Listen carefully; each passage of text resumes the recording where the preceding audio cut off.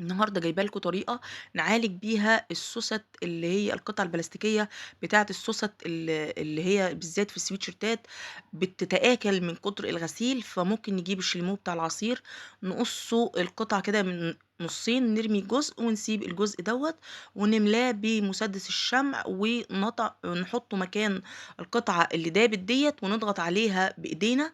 من نفضلوا ضاغطين لحد ما نضمن إن هي ثبتت، وبعد كده نقص زيادة، ما نقصش الزيادة بتاعة الشاليمو إلا لمّا نضمن إنها ركبت، علشان بس إيه، نعرف نتحكم فيها كويس وما نتلسعش من الشمع.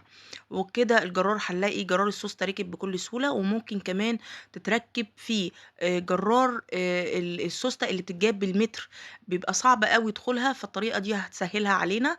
وكده كمان خلصت معانا معلومة النهاردة. عشان تنجحي في مجال الخياطة افهمي وطبقي كتير. ولو عايزة تنضمي لينا في مجال الخياطة اسألي على كورس الخياطة هتتعلمي فيه كل تريكات الخياطة.